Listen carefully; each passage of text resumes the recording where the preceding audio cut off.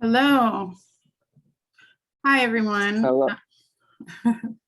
My name is Brianna Yoakum, and I'm currently the accreditation coordinator as well as the assistant of professional development. So I help facilitate these trainings here at Walker. So for Washington Alliance for Quality Recovery Residences.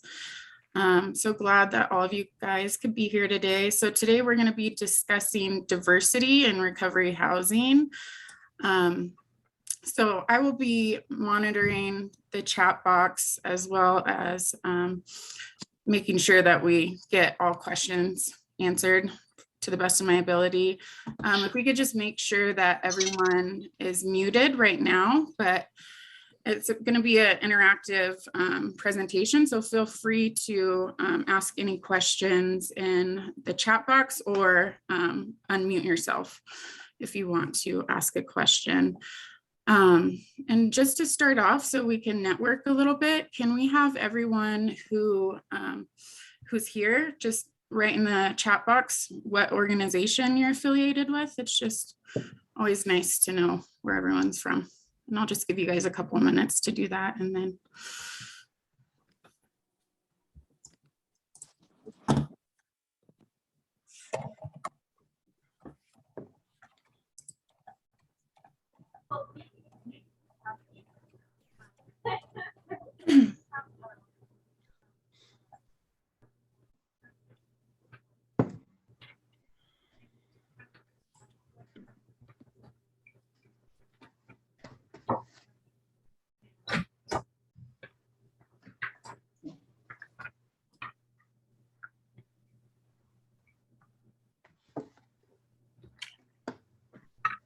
Okay, so we have people from all different organizations.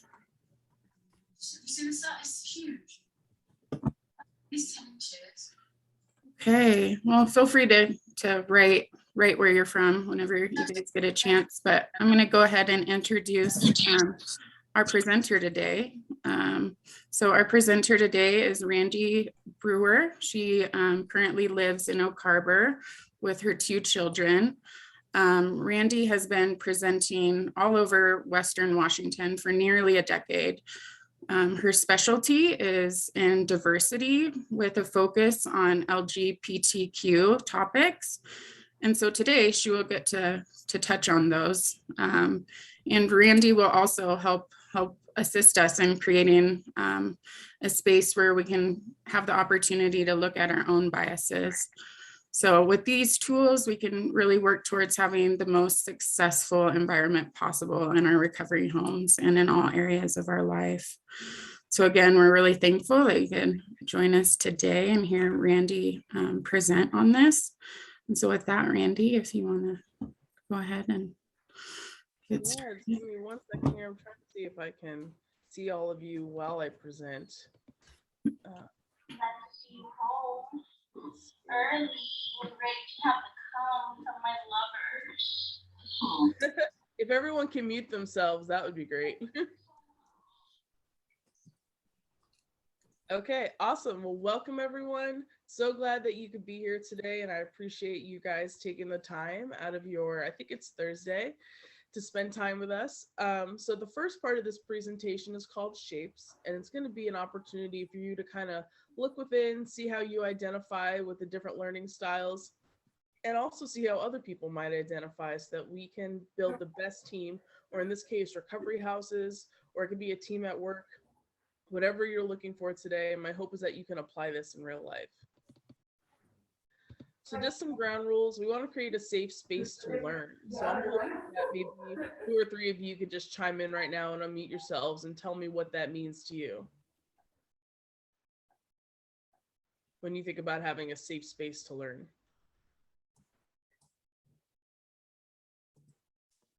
A space free from judgments. A space free from judgments. That's great. Can someone tell me what that might look like if it's a space free of judgment?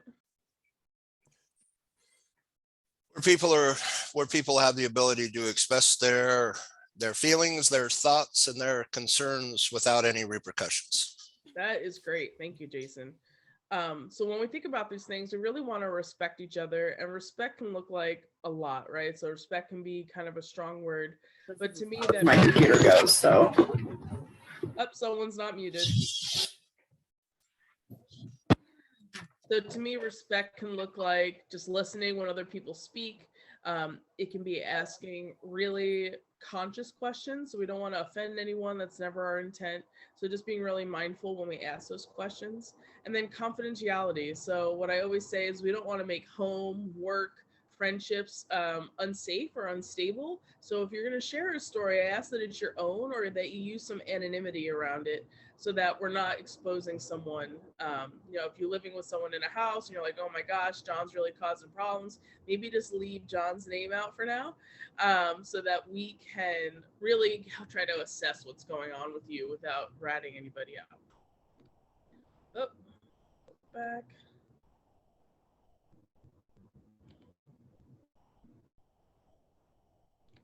Okay, so I want you all to take a second to look at these different shapes on my screen and just kind of don't think about it too much. Just pick one that you're like really drawn to when describing yourself. So if you're like, if I had to, would I be a squiggle? Would I be a rectangle? Would I be a triangle, a circle, or a square? I'm just gonna give you about 5 seconds to kind of think about that.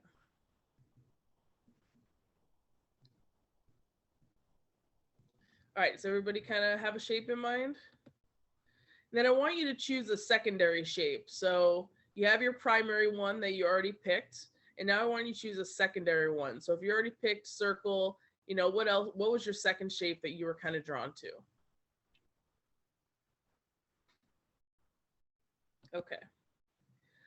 So my hope is this is an opportunity for self-reflection. It creates an insight into yourself, and it's not a one-size-fits-all because we need different things in different places. So my hope is not that you're going to use this information to work against each other or pick on people for their weaknesses, but rather use it as a strengths-based approach. All right, show of hands, who is the square?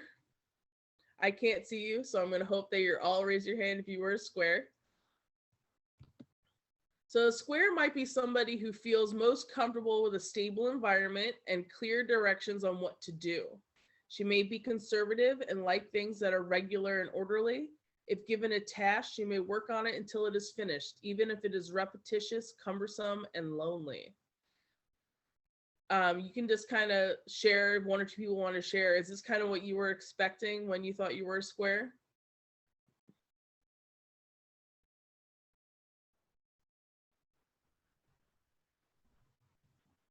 Is anybody like thinking, no, I'm the opposite of this, even though I picked square?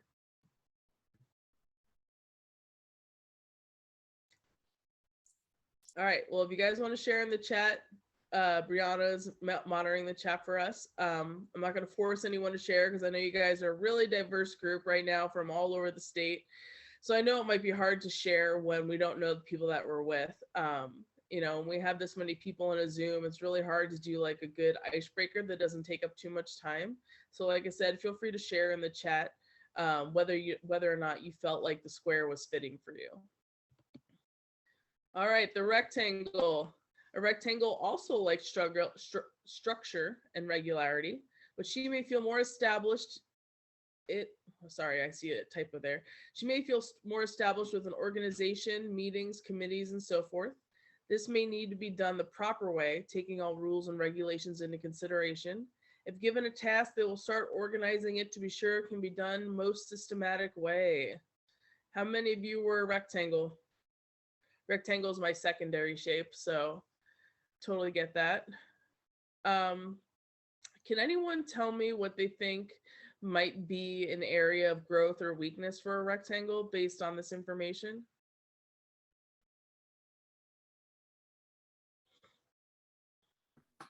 Being flexible. Yeah, absolutely. So structure and regularity sounds a little rigid to me. So being flexible might be kind of difficult for a rectangle, and we're going to talk more about that. All right, triangles in the room. This is you. A triangle may be goal orientated. They enjoy planning something out and then doing it. They get motivated by the accomplishment. They will tend to look at big long-term issues, but might forget the details. When given a task, they will set a goal and work on a plan for it. Can someone tell me what they think the greatest strength the triangles bring to the table in this scenario?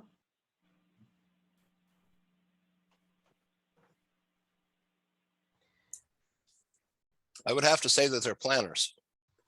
Yeah, absolutely. So we need people in our teams that plan things for us, or plan with us, so to speak.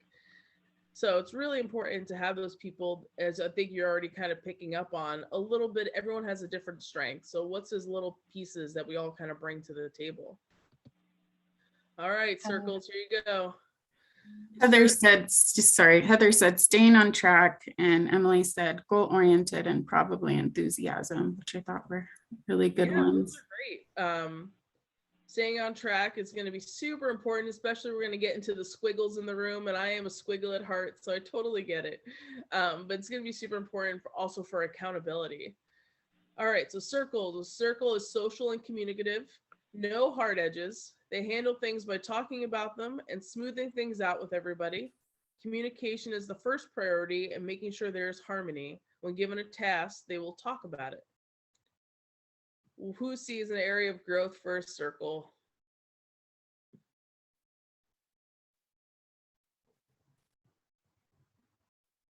Boundaries. Boundaries. Yeah, maybe, for sure. It tries to smooth things out with everybody. That can look different for everyone, but if we're not careful, that can definitely kind of roll over into maybe favoritism or not having good like work personal life boundaries or something like that. So yeah, that's a great point that I didn't think of. All right, Squiggle. Independence. Oh, sorry. I was going to say independence as well. If they like to talk and kind of hash things out with people, if they have an independent project that might be a little difficult for them. Yeah, for sure, for sure. So if they just want to keep talking about it, but they've been given a task, they might not be able to get the task done on time or might need some extra guidance around how to finish that. Okay, raise your hand if squiggle was one of your shapes. All right, so the squiggle, a squiggle is off the wall and creative. They feel best when doing new and different things most of the time and gets bored with regularity. When given a task, they'll come up with bright ideas about it. What do you guys think is the squiggle's strongest trait here? Like you can see being the most effective in a team setting. Creativity. Creativity. How many of you know a squiggle in your life? Raise your hand if you know a squiggle in your house or in your personal life or wherever you may be. Yeah, so what else? What's going to be a struggle with a squiggle?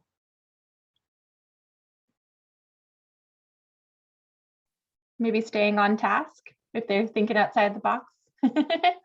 Absolutely. Squiggle is my primary shape, but I've learned over the years how to kind of tap into other shapes. But yeah, it's going to be hard to stay on task. They might be frustrating to work with even sometimes because they're just so excited about the new and next coming idea that they might not be able to stay grounded. Yeah, we had two people say that structure and staying focused could be one Yes, of them. staying focused. And then obviously structure is not in this description here, so that might be a little bit of a challenge. All right, so how might these shapes kind of complement each other? And you can just kind of put it in the chat. And how might they create conflict? So when you think about living in a home with a diverse group of people or working with a diverse group of people or even in your friend circle, you know, what are these different shapes? How can they complement each other and how can they create conflict with one another? Athena said they all have different priorities. Yeah, so that could be a struggle, right? Because they all want something different out of the team. That is a great point. They could fill in the gaps and could possibly give others different insight. Seen a bunch of responses. Complement each other, right? Is that if it's a strong team, then we'll be strengths based, so they'll be able to see what each other does well and bring that to the table. Yeah, and then Carmen says each has a different path to the same goal. That's a great point. Oh my gosh, yes. I'm kind of getting over COVID, so all my great talking points are kind of eluding me. But yeah, so how can they do that? So people get tired of me being a squiggle all the time, but also what do I bring to the table? that's fair. So also being able to advocate for yourself and be like, I know I'm a squiggle and I'm a little off the wall, or I know I'm a square and I'm a little too structured, but these are my strengths that I bring. So advocating for yourself in any team or group or friend circle, or like I said, houses that you live in, it's going to be so important to advocate for yourself. Yeah, I have a couple more comments. So Megan said, we are all individual and learn differently. Each person can build upon each other's strengths and weaknesses. Great. And then Stanton said conflict can arise with a social person and a self-directed one. Yeah, absolutely. Those are both really great points. So we'll talk a little bit about when conflict arises and what we can do. So square, rectangle, and triangle are all convergent. So they're kind of like internal working pieces. They are working towards something specific and finite, and they do it in a logical and systematic way, but they may be lacking in personal creativity. So the square, the rectangle, and the triangle all kind of have this in common, right? So they have these hard edges. They have the ability to really look within and keep things very internalized. Which can be great when you're working independently, but maybe working as a team might be a struggle. So what can we do to really embrace these people? And you don't have to comment or say anything, but just kind of meditate on that, is what can we do to embrace these people in our lives so that they can be successful? All right, the circle and the squiggle, divergent. So they're very outward, really do well in like a group setting. They're creative, extroverted, and intuitive. They will reach out around them in new areas and to other people. They may not be particularly systematic or dependable. So same question, what can we do to recognize these shapes in our lives, so no matter what setting that is, and really embrace who they are? So it's our job as humans, right, to be kind to other humans. So what can we do even in some formal settings or informal settings to bring out the best in people? And I'll let you kind of comment on that in the chat, or if you want to speak up. And it's, what can we do in different settings to bring out the best in people?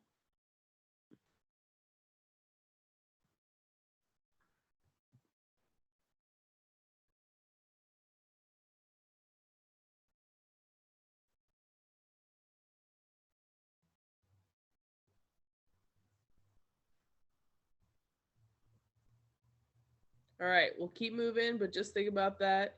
Again, what can we do to bring out the best in people in different settings? How can we focus on strengths? So what can we do to build a strong team? So what is the job of the triangle, the job of the squiggle, the job of the circle, the rectangle, the square? What is everyone's responsibility there to bring out the best in everybody else? So we all bring our strengths. So if you're a squiggle, what can you do to kind of befriend the square so that you get things done? If you're a circle or a triangle or a rectangle, what can you do to bring in the squiggle a little bit so that you're still getting fresh and new ideas? And then how can we recognize our challenges, right? It takes humility to acknowledge that you suck at many things and excel at a few. So none of us are great at everything, right? So we all have usually a few things in our toolbox that we really excel at or are trying to excel at. We also have areas of growth that maybe we're not so great at, that we kind of suck at. So what does that look like different for everyone? I'd love to hear about some of you that have identified a shape. Hopefully you all have. And one of the struggles that you identified with. Randy, I see a couple raised hands. Oh, was someone going to chime in? Raquel, did you have something to say? Yeah, hi, I'm Raquel. I have found that learning the different languages of each shape has been super beneficial to create a space to get people to be vulnerable and to open up and to share their best selves. And I have found leading by example is the most effective way for me to create that space for them to show their strengths and to be their best self. I've noticed, especially in recovery housing, people are really influential. So if I show up as my best self, doing the things to the best of my ability. And each day that looks different. Sometimes I do really well, sometimes I don't. But yeah, it encourages others to do the same. That is fantastic. So leading by example is the best advice that I could give anyone, to bring out the best in people. So if you're coming in to lead by example and only want to focus on what you're bad at and call other people out on what they're bad at, then that's what the group is going to be. But like Raquel is saying, if you just bring your best self, and that's going to look different every day, I really think it does bring out the best in people. So Brianna, we have some other hands raised, you said? Yes, Heather, did you have a question?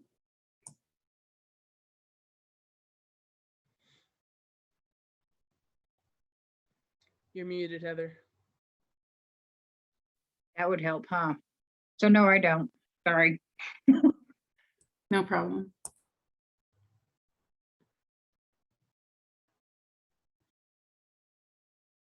I can read some of these comments real quick. Yeah, please. Athena said it's important to recognize that they complement us and welcome the perspective. Megan said let go of unconscious bias. Staten said the squiggle can design advertising while a square can plan the event. Yes. Yeah, so a lot of good comments in here. I'd love to hear someone, and who said it about unconscious bias? Whose comment was that? That was Megan's. Megan, can I call you out for a second? Would you mind sharing with the group a little bit about how would you define unconscious bias? I think of it as our perceptions, it's like our internal perceptions of others without meeting them halfway. So in better understanding other people, we have to be vulnerable and letting go, in order to learn the differences. Like our differences make us stronger, and so holding judgment on others is going to hold us back. Absolutely. Finger snaps. That's a great example. Also the word unconscious bias. I just want to call out a little bit. It's really that first judgment we make without really thinking about it, right? So when we meet someone, we kind of judge them, whether we realize it or not for a second. Our mind makes these assessments about someone very rapidly, just based on what we know so far about that culture, that race, that sexuality, that gender, these different what am I trying to say here? These different life paths that we all walk. So what we can do with that, though, is recognize that we're having those thoughts and kind of break them down. So why am I thinking this about this person? Why am I assuming that just because they're a squiggle, they're not going to get anything done? Or why am I assuming that just because they're a square, they're not going to be any fun? And that rhymed. You're welcome. So what can we do, to continue to break those challenges and those biases down so that we're not being super judgy? Because nobody wants to be judged, right? But we all do it whether we realize it or not. So just kind of recap, breaking those feelings down and calling them out. Ask yourself why you're feeling that way. So we already kind of went over how can these shapes work together, so I'm not going to keep repeating that. But how can these shapes form a strong team? Again, we already kind of touched this, but unity is strength. When there's teamwork and collaboration, wonderful things can be achieved. So we've all been in different teams at different points in our life, whether it was a sports team, a home team, a work team, a personal life team, living in recovery houses. So we all have these teams, and I can't emphasize enough that there's even shapes here that maybe aren't recognized. Different types of people that even these 5 options, don't fit into a box like this. And that's okay to call that out too. But like I said, we all usually have a primary and a secondary shape. So I've learned to hone in on my inner rectangle. I've learned to hone in on my inner triangle so that I can bring my best self to the team. All right, so this kind of categorization is very useful for evaluating people for job positions, for example, or finding out how well people will work together. So I don't know about you, but I've never been to a job interview where they showed me a series of shapes and asked me what my primary shape was. But a good interviewer will kind of feel you out and ask questions to kind of assess where you're at so that they can see what part of the team you might be functioning as. You know, if they already have 10 squiggles in the work team and 2 squares, and you kind of bring a triangle or a circle vibe, then they're going to want to bring you on. So being your best authentic self during these opportunities in life where you're kind of, you know, that first impression that we're leaving with people, you know, we want to be well-rounded, but we also want to be true to ourselves, which can be a little bit of a struggle. All right, we're going to skip some of these because we already kind of talked about them. All right, so I'm going to share a little bit of a story. So I used to go, and I still do sometimes, go to gay straight alliances in high schools, and we would sit down and help them become the strongest club that they could be. And we went to one club and we did this exercise, and one kid spoke up and he said, you know, we've been talking about all these great ideas an awful lot, but we're not getting anything done. And another kid piped up and said, I think we need someone from the math club to come in and help us. And I just thought, oh my gosh, these young people are so insightful. You know, some teams go through all these expensive trainings and years of struggle when really all they needed was someone from the math club to come in and help them out. Can someone tell me anything they noticed today that maybe I haven't mentioned, just about like the verbiage that I used or about the training, before I move on? Does anyone notice anything?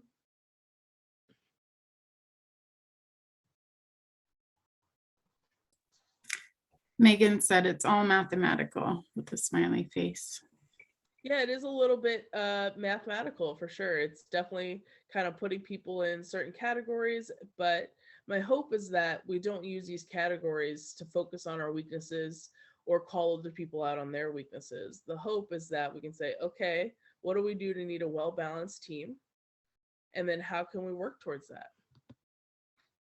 I'll give you guys just a second to read some of these summaries.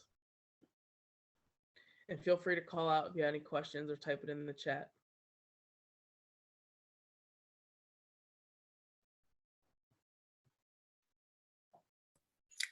I think there was a few questions about the slides, wondering if the slides were going to be available. And yeah, so the slides I'm not going to make available right away because we're going to do a train the trainer event, hopefully sometime in the next few months, where we're going to select a small group of people that are interested.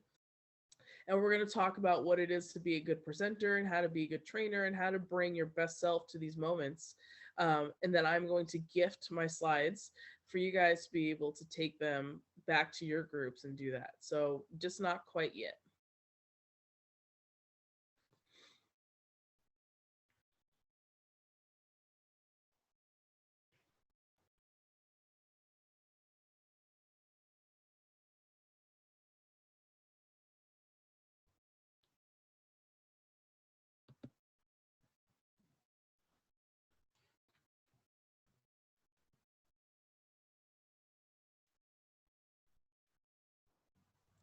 So we all learn in different ways. So I'm going to read some of these out loud because I know I'm an auditory learner and some people are visual learners. Some people need to read it. So I'll read some of these out loud. A square may need fairly specific instructions. They will not be happy just floating around, not knowing where this is going. A square will feel good about being presented with a technique and carrying it through until it is done. It doesn't matter how much of it is repetitious. Regularity is a source of comfort. For a square, it is a good idea to have more of a formal routine and certain rituals that are repeated. A rectangle may need to show how things are organized. A systematic overview of the processing would be a good idea. And the rectangle will probably also enjoy understanding the principles of what we are doing. They will feel comfortable knowing and noticing the systematic techniques are being used and that they have names and so forth.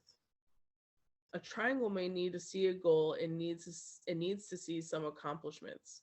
They might appreciate having a chart of steps we are following. They will take great pleasure in checking off each one when it gets done. It should always be clear what the underlying intention is with what we do. If the direction is agreed upon, the triangle can be quite flexible in how we get it there. A circle doesn't need a plan or system that is probably turned off by it. She needs to talk about whatever is at hand. You need to be flexible in tracking with her and dealing with whatever is going on. Getting to an overall harmonious situation is more important than getting techniques done right.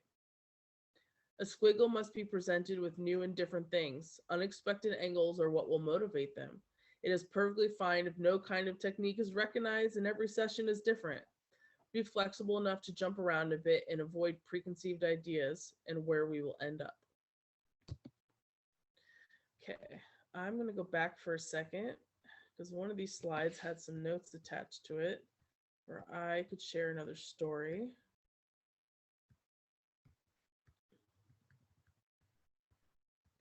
Okay, maybe not. Did anyone notice some of the different pronouns that I used?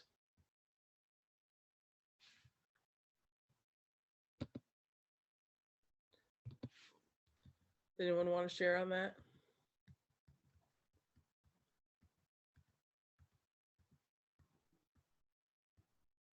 There we go. Yeah, Rachel said yes, and then Staten said that you used she a lot. And they. Carmen said they. Yeah, so I use she and they pronouns for a couple different personal reasons, but also because I have one example where this was just a challenge. My friend went in to do a communications training in a organization that was predominantly male or male identifying folks. And she said that at the end of the day, they just couldn't receive the information because it was she and they pronouns. They just couldn't get over that. So they couldn't take in the information. And it kind of opened up a bigger problem, right? Because someone finally spoke up and said, I think part of our problem is we're not listening to other women. I mean, that's huge, right? For someone to be able to admit that, but it's very much alive and well in many organizations and clubs and groups, and even within our own families, sexism, whether it's against men or women or non-binary folks, that still exists. Showing what your style is. I'm reading my comments.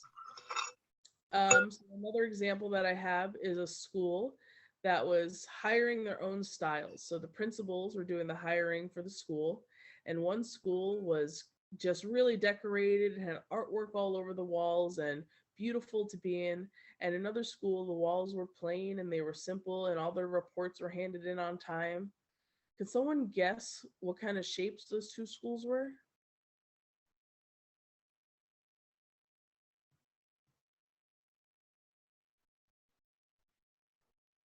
What shape was the school that had a lot of fun with all the artwork?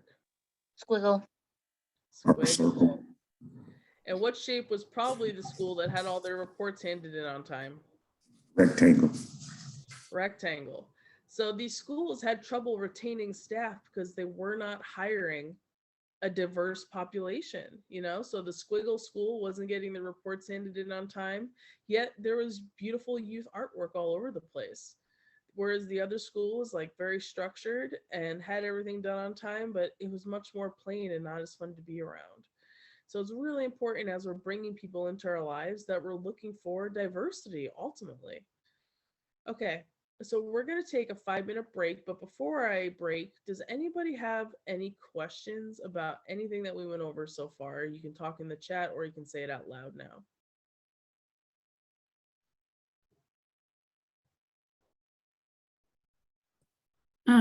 The only question I seen as of now is Dwayne asked, how do we sign up for the train to trainer? I don't know if you wanted to talk about that later or now. Yeah, so we haven't set that up yet, but definitely more to come. My hope is it will be soon, of course.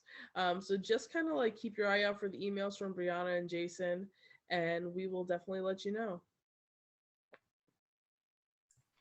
Okay. So everyone who signed up for the diversity training today, your email addresses that you used to sign up will be in our listserv. So any of the upcoming trainings that we have for training the trainer stuff, or any of our other webinars that we have coming up, you will you all get emails and be notified of all those upcoming trainings. Great. So we're going to reconvene at 10:40. So go ahead, take 5 minutes, do whatever you have to do, and I'll see you in 5 minutes.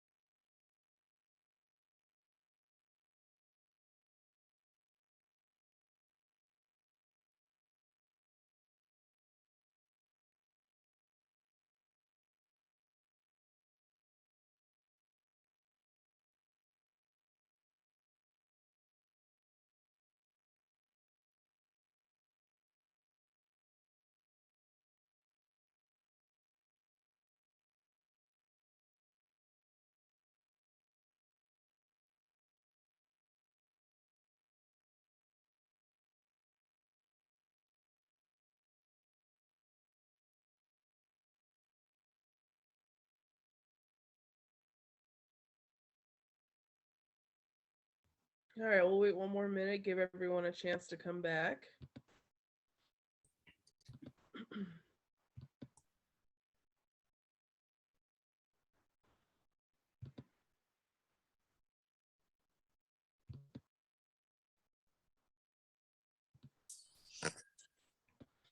And Stanton, to answer your question, yes. Do me a favor and text me your new email address, and I'll get your updated email added to our listserv. Should I just send it to your phone? I still have your number. Yep, absolutely. All right.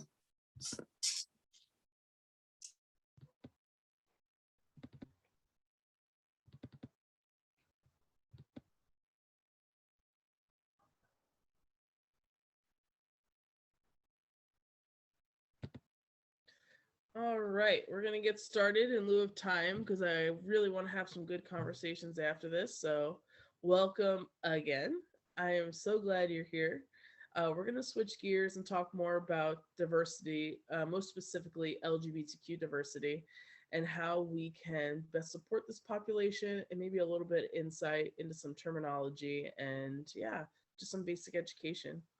I always say I'm not here to change people's minds. I'm here to change people's hearts. So no matter what you believe in, I'm really hoping that today you can walk away with a little more empathy and kindness if you don't already. So PFLAG helps me put together this content, and PFLAG has been around in Skagit for around 20 years.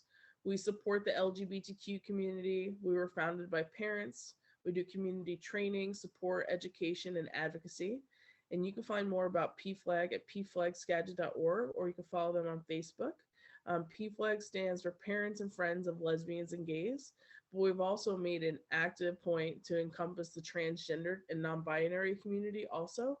So you'll hear me talk about that a little bit more today. I really ask that if you have any questions at any time, please stop me. I'm happy to talk more.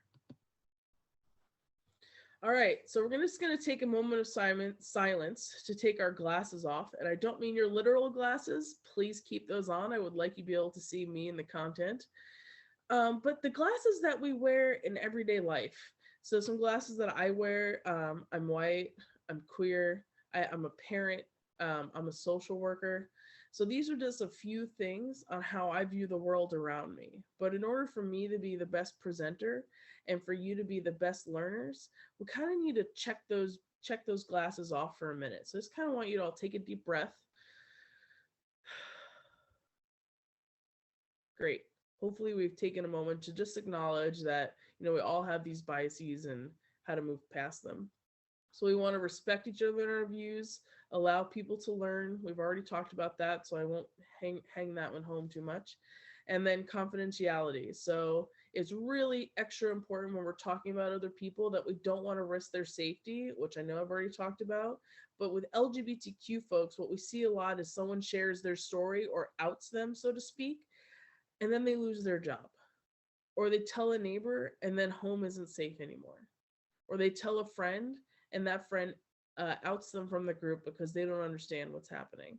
So please, please, please always have permission or use that anonymity piece that we've talked about when sharing stories.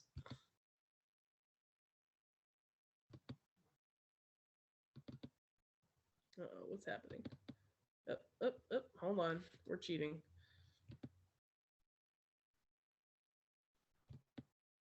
All right, so the genderbread person is one of my favorite go-tos when it comes to some really basic knowledge. Google is your best friend. You can Google this, you can print it out, you can hang it up somewhere. This is going to be your take-home study guide for understanding the LGBTQ community in a really awesome way. So we're going to break down 4 components here, and we all have these 4 components. Every one of you, everyone on this earth, every person that is a human has all 4 of these components. And the first one is our gender expression. Excuse me. So that's on the outside. That's how we walk. It's how we dress. It's how we talk. It's how we style our hair. It's the clothes that we wear. So this is how the world views us. This is what people see on the outside. Biological sex is usually a penis, genitalia, or vagina, or a mix of both, which is the term intersex. And we'll dive a little bit into that term today. Attraction is in the heart. That's to whom we're sexually or affectionately attracted to. And then gender identity is in the brain. This is how we identify. So whether it's man, woman, non-binary, something else. So this is just what's going on inside of us and how we feel about ourselves. So I just want to talk for a moment that gender identity versus biological sex are, again, two different things. So what's going on in our pants is not the same as what's going on in our brain. What's going on in our head is not the same as what's going on down below. I could probably have like 100 more examples of what this looks like. Does anyone have a question about that, or is this new information and you're kind of like, oh my gosh, Randy, you're moving too fast? You could speak up right now, or you can put a comment in.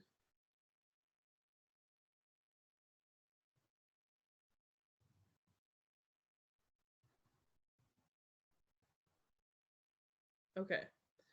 We're going to keep trucking along, but please, you can also reach out to me privately. Jason and Brianna have my email, and I'm happy to have a bigger conversation with anyone, because it is so important that we break down these 4 components as being separate in order to truly like understand what people that are gender non-conforming or have different sexualities than what we understand to be. So please let me know if you have any questions. Okay, who's heard this before, that being gay is contagious?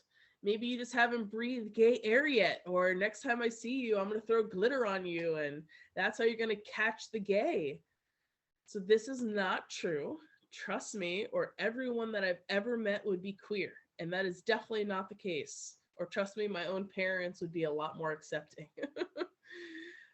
So this is just, again, I can't emphasize this enough. You can't catch the gay. That's just, it's not how it works. You can't turn people gay. Talking about it doesn't make people want to be gay.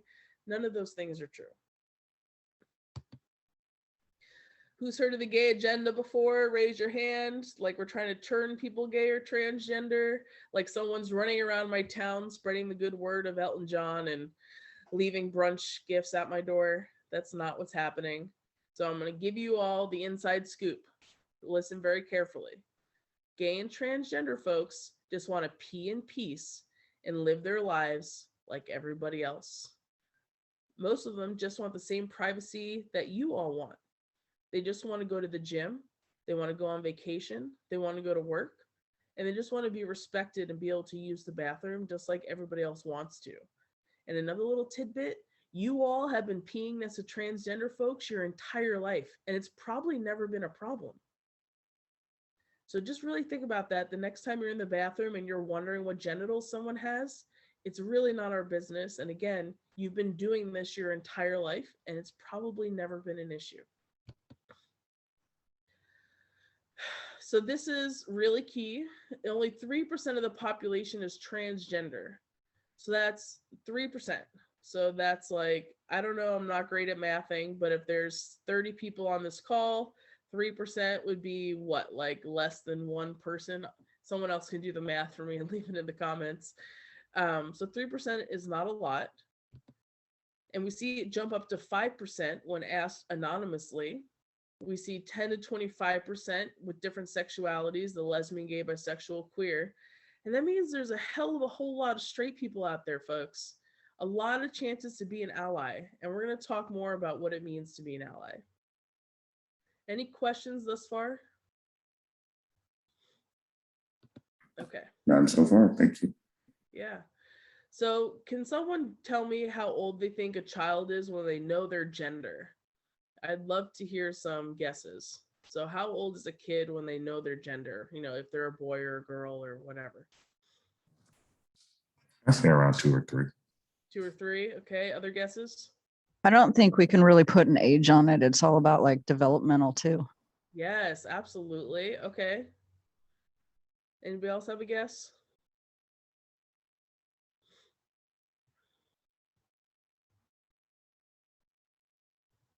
I'm seeing some 2s and then a 4 on the chat box.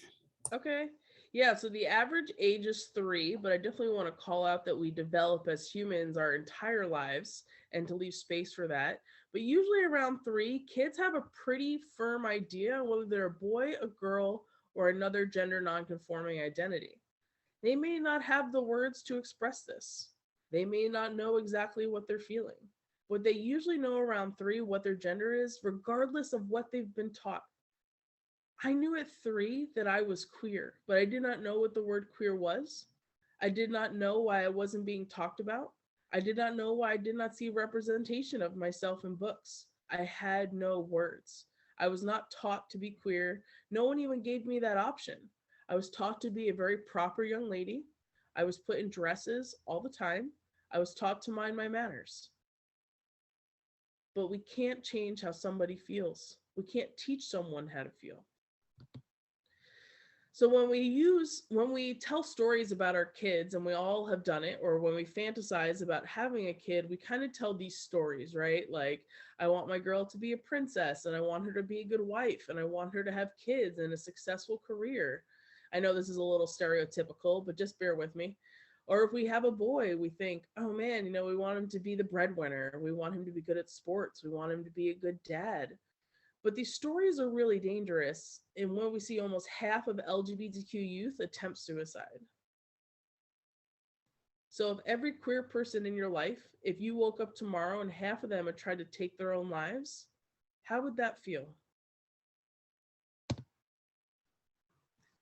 Almost half of all homeless youth are LGBTQ. I spent 7 years working in a youth homeless shelter, and we saw this number sometimes jump up to 60%. Mostly due to lack of home being safe. They come out to their parents and suddenly they're not welcomed at home anymore. Or maybe one of the parents assaulted them after they came out, or they were kicked out and asked to leave. This is a very real epidemic and problem, and it's not going to go away anytime soon, but you all have the power to change these numbers. All right, how can we be an ally? So what we don't want to do is ask people their biological sex, because that's like asking, I want to know what genitals you have, and that's a super creepy question. The only time it's okay to ask this question is if you're in like maybe the medical field and you need to know, what's going on. But then I do another training about how to ask these questions in a really sensitive way and what questions to ask. So if you are in the medical field or a field where you feel like it's important to know what someone's genitals are, please reach out to me, because there's a much greater conversation that we don't have time for today. Please do not tell people they are wrong, they're bad, they're sinful, they're going through a phase. They may very well be going through a phase. As we already touched on, that is a normal part of human development. But also the wrong, bad, sinful piece isn't helping anyone, because at the very least, you can be kind. No matter what your beliefs are, no matter what you've taught, you can be kind.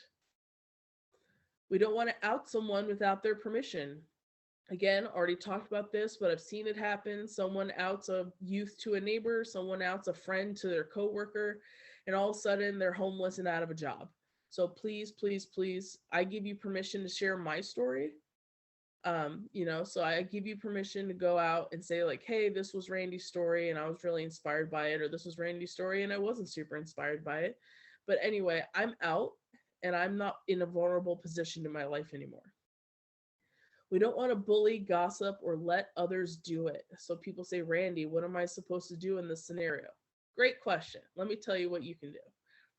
First of all, you need to assess for safety. Does it look like an assault is about to happen? Are people's body language telling you that they're very aggressive right now? Call the police. Call someone in that can help you with a safe situation. I would never ask you to put yourself at risk in that way. But as far as the bully gossip kind of goes, what can you do? Can you change the conversation? Is it as simple as just butting in with a new topic? Do you feel safe calling someone out and kind of recognizing their behavior as being harmful? So only you can decide what to do in the moment, but I can really, really encourage you to speak up, because silence only helps the voice of the oppressed. The opposite. Silence does not help the voice of the oppressed. All right, what can you do? Glad you asked. You can have visual signs that you're an ally. So this can look like a rainbow sticker. It can look like the Human Rights Campaign sticker, which is the blue square with the yellow equal sign in it. There's so many different stickers out there now that you can choose from. And people say, Randy, I'm going to put this rainbow sticker on my phone case, and then everyone's going to think that I'm gay. I've been called a lot of terrible things in my life, people. Gay does not even make like the top 10. And I am confident that you are all competent adults who are ready to have these conversations. It doesn't mean that you're gay. It doesn't mean that you're, the guru that knows everything. It doesn't mean you're going to teach these trainings. It just means that you're safe. It just means that you are a safe person to come to if someone has questions or just needs a listening ear. You can do that. Use people's chosen name and pronouns. You might know someone as John your entire life, and now they go by Jane. It's going to be hard. You're going to screw up. I screw up, and I teach these trainings. But John has been Jane her entire life. And she's just now coming out to someone like you and just wants you to be safe and accepting of her. You can also stalk them on social media and practice. Look at their profile picture. This is Jane. She uses she, her pronouns. This is Jane. She uses she, her pronouns. And if you do screw up, and you're going to, just acknowledge it and move along. You don't need to send flowers, though I do accept flowers. You don't need to make some grandiose apology in front of other people. But if you could privately go to someone and say, hey, I know you're using she, her pronouns, Jane, I'm working on it. Jane's going to know when you're trying, and Jane's going to know when you don't care. I can tell when someone truly cares about me and is just trying their best. And I can tell when someone is just tolerating me, can't stand me. Which kind of rolls into accepting people, right? Like it all starts with, I think, tolerating people, being able to just kind of like live with their existence. But then truly accepting and embracing who they are is a huge step. So again, celebration versus accepting versus tolerating someone, 3 different levels. And you guys are going to be at different phases, at different points in your life for different identities, but you can still recognize that. So that those internal biases that we talked about, recognizing them, those first judgments that we make about someone without even realizing it, and kind of recognizing those feelings so we can break them down. Research and attend trainings from reliable sources. I have lots of great references that you guys can look up if you're interested in doing like more research. I'm always here for follow-up questions. I'm always trying to introduce the latest and greatest information. I do an entire training just about intersex and transgender. I do another training just about paperwork and how to be inclusive. And I can kind of gear it towards your needs. I can also just answer questions privately. It doesn't have to be a formal training like this. And be awesome and try your best. That's all we can ask of any of you, right? We're not asking you to teach these trainings or know it all. Google is your best friend. If someone says, I identify as demisexual, because I've heard this before, and guess what? When this youth told me they identified as demisexual, I didn't know what it meant. I had to Google it. So it's also a little bit of your job to educate yourself and not always expect the other person to educate you. But again, we all have smartphones at our fingertips. We can do that.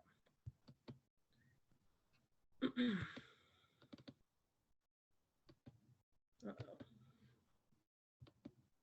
What's going on? Bear with me as we have some technological difficulties.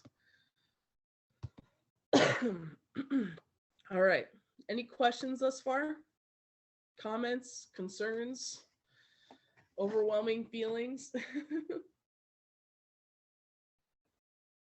You're doing a great job. Oh, thank you. I appreciate that. So y'all worked out your diversity muscle today. And if you wanted to stay buff, you need to keep working it out. You need to keep attending trainings. You need to keep looking up information. You need to keep being kind. And also, we can't work out other people's muscles for them. Who knows someone who could have benefited from being here today? Excuse me, I'm getting over the Rona. We all know someone, but all you can do is suggest that good gym and lead by example. We talked about leading by example in the previous section of this training. That's all you can do.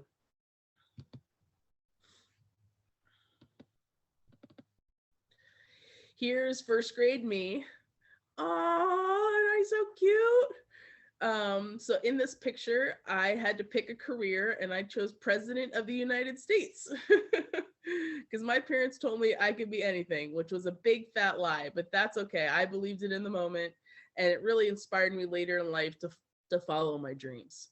So I knew before this picture was taken that my gender identity was different than others. I remember playing house with my friends and being pegged as the mom or the daughter, and just wondering why I couldn't just be the parent or the child. The only information I had at this point in my life was the Rocky Horror Picture Show. I'm sure many of you have seen the Rocky Horror Picture Show. Not exactly a documentary for a youth to be exposed to. And my parents grew up in the AIDS epidemic, and I certainly didn't want to have AIDS. Fast forward, here's me getting ready to go to the father-daughter dance. Aww, I know, so cute. And my mom took all this time to like do these great 90s bangs and bought me this white dress, and we went out for a special dinner. And my dad took the day off from work, which he still to this day does not do. He works very hard for everything my family has, but it was so special. And I remember to this day, my mom putting the finishing touches on me and turning me around to face the full-length mirror. And suddenly I wanted to vomit. And I spent the rest of that night tugging on my dress, feeling sick to my stomach, and not understanding why I wasn't having a good time like the other girls. But don't worry, I'm doing okay. Here's me now. Uh-oh, my fast forward picture went too fast. This is me now. This is actually Ruby Rose. If you haven't heard of her before, you can Google. She's a great queer icon, has been featured in a couple music videos and movies and whatnot. So definitely check her out if you can.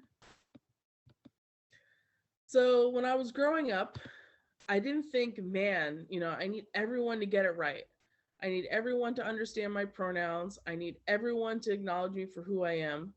I just needed one person. And I didn't find that person until I was 28. And it was only 4 years after that father-daughter picture was taken that I would try to take my own life for the first time at the age of 14. You all have the power to be that one person in somebody's life. And again, it doesn't mean that you're perfect. It doesn't mean that you know every term and definition. It doesn't mean that you're going to teach these trainings. It just means that you're safe and you're going to listen. Thank you guys. That's all I have for today.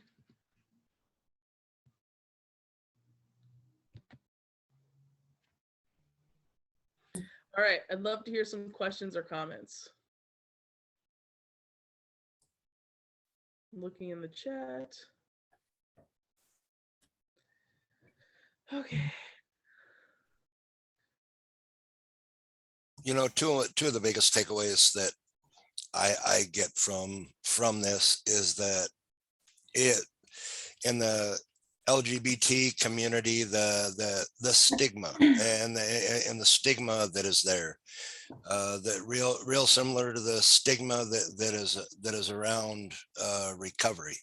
It's, I don't know, my biggest motto in life is just be kind, regardless of where people are, what they identify as, what they're going through, what they've been through in life. Just be kind and be there for all of our fellow men, women, because at the end of the day, regardless of what we identify as, regardless of what we've been through, we're all human beings and we're all equal.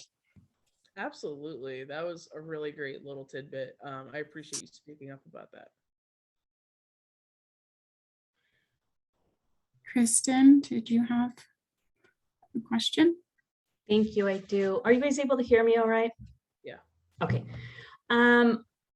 It's a hard question to ask because, well, I feel like I should know the answer, but I don't. So we are recovery residents for women. And my question would be, if we had a trans woman coming into our home, what are some suggestions to create a safe space for her? Do we offer such things as private bathroom? Do we offer such things as private rooms? What is it that we can do to create that safe space and keep the harmony for everyone here?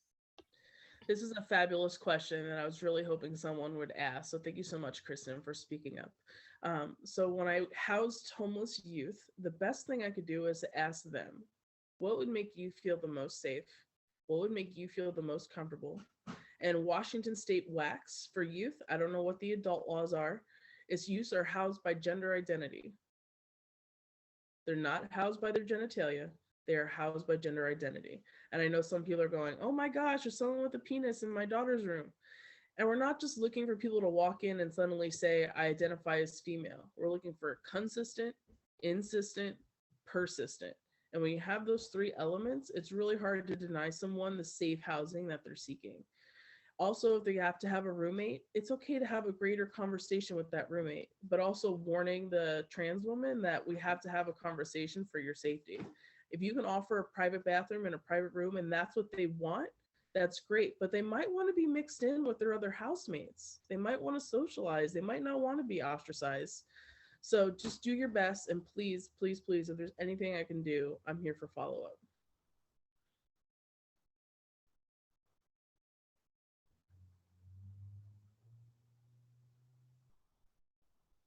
All right, let me look at the comments. Another really big one is don't use the gender you assume someone is automatically, or use Mr. Mrs. with whatever you know it applies. Oh my gosh, so true. So people often assume that because someone has breasts, they must identify as female, or because someone doesn't have breasts, they must identify as male, and neither are true. So what I usually suggest is use they, them pronouns until you know more information. Can someone tell me how you know what someone's pronouns are?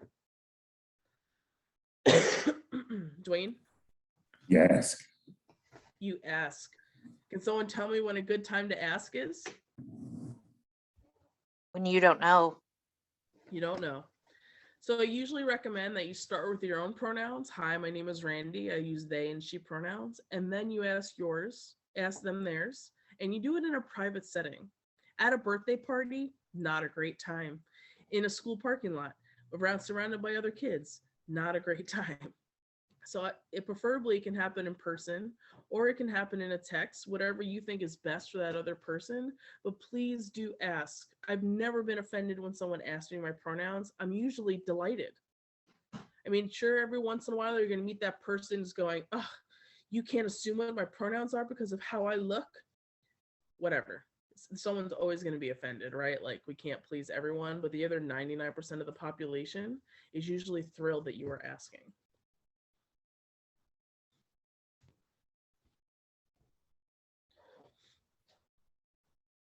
Hello? Someone speaking up? Yes, hi, it's Unique. So it's like a question, but also like a statement, just following up with what you're saying. When people are coming into your office or coming into your space to show that, you know, you're safe. One of the examples that I have is something that happened to me, and it really took me off guard. And then I just had to self-reflect and then really try to process things after. So I was working in the young adults department, and, you know, had my office. And, you know, before I never really felt to dress up or personalize my office. I like to just keep it a little neutral. But then after a while, it just felt weird. And, you know, and I had my caseload, I had a couple clients coming in. And again, LGBT, it doesn't matter. I just, okay, what do you identify as? I am going to make my mistakes. And if I do, I'm sorry, it's not personal, but just let's talk about it. Things like that. So it was more open, which was great. But then when I started to personalize my office, I put up a Jamaican flag because I'm Jamaican. So the same person came in and was just like, oh my God, I didn't know you was Jamaican. I was just like, okay. You don't look Jamaican. I'm like, well, how does a Jamaican look? So we just start having that conversation. Yeah. But then the flag and, you know, knowing that I am Jamaican made her feel a way to say, well, all Jamaicans, you know, does not like the gay community and so on and so forth. I'm like, well, not true. And I'm just like, yes, it has a negative reputation. And then we just talked about different little things, but I just felt, I was just like, it was surprising to me just to say personalize in my office and my culture, just the flag would make someone, and I mean, I was working with this person almost 2 years. It just, I just saw the inner conflict that they were just like, should I continue working with you?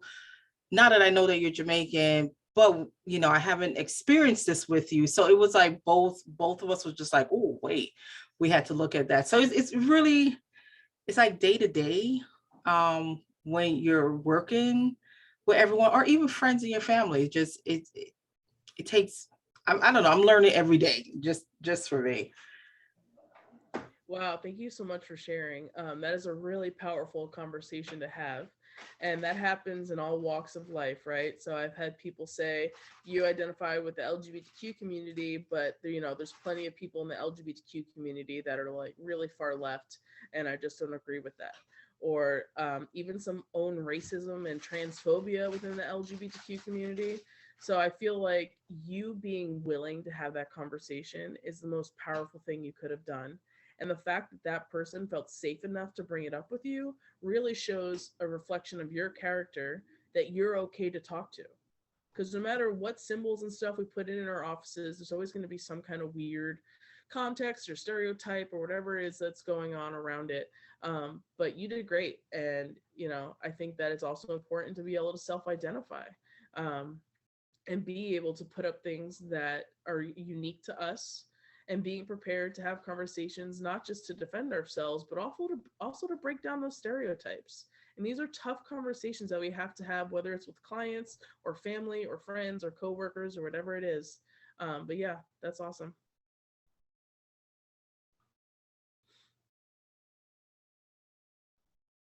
Anybody else?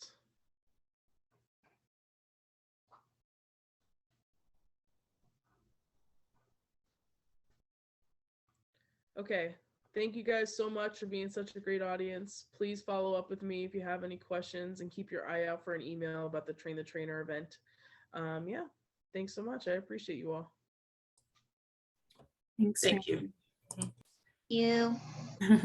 So we hold these webinars to just keep those in our community up to date on best practices and supports for emerging issues. And so we'll be holding webinars monthly, and we cover a wide variety of recovery topics. So just keep an eye out in your email, or you can also check on walker.org under the events page. And so this video is recorded, and we'll post it on our YouTube channel as well as on our website under recordings. So thank you guys all for being here today.